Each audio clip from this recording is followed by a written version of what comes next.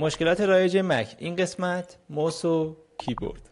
اگه از موس و کیبورد جداگونه روی مک استفاده کنید میبینید که بعضی چیزا درست کار نمیکنه. دکمه‌های کیبورد جابجاست، اسکرول موس برعکسه یا خیلی روون کار نمیکنه. تو این ویدیو با هم میبینیم چجوری میشه سازگاری مک رو با این لوازم جانبی بهتر کرد.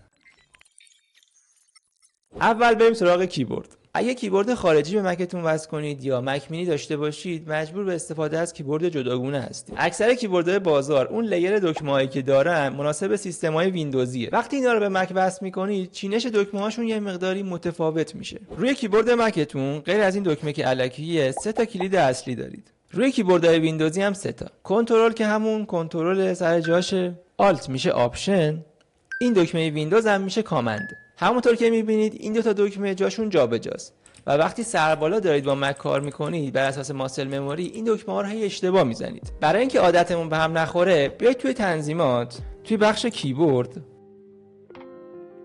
شورتکات رو بزنید و اینجا مادیفایر کیز گزینه آخر رو انتخاب کنید.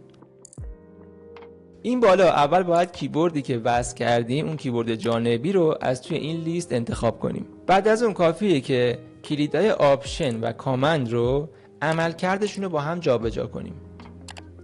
بعد از انجام تغییرات هم روی دان کلیک کنید. فقط هم یه بار نیازه که این تنظیمات رو انجام بدید.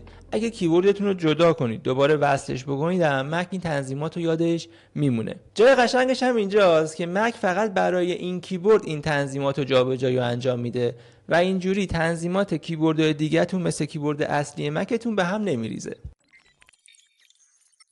مشکل بعدی برعکس بودن جهت اسکروله. اکثر موسایی که توی بازار پیدا میشه درایور یا نرم افزار خاصی برای مک ندارن و وقتی شما اینا رو به مک وصل میکنید جهت اسکرول کردنشون برعکسه. از تو تنظیمات ترک پد میتونید بیاید گزینه نچرال اسکرولینگ رو تغییر بدید ولی اونجوری جهت اسکرول کردن تاچ پدتون به هم میریزه. برای حل این مشکل من از برنامه موس استفاده میکنم که همچین آیکونی داره. برنامه‌های مشابه رایگان دیگه هم هستن، من لینک چند تاشون رو زیر ویدیو میذارم. توی تنظیمات این برنامه گزینه ریورس اسکرول رو اگه فعال کنید مشکل جهت موس رو حل میکنه.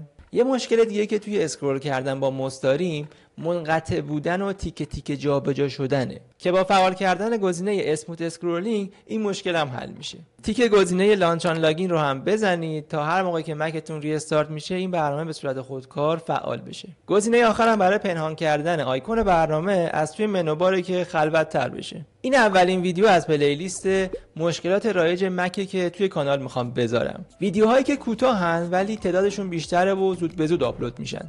خب ممنون که تا اینجای کار با من همراه بودید. امیدوارم که این ویدیو براتون مفید بوده باشه. من علیم، اینجا سلف کلیبای. تا ویدیو بعدی فعلا.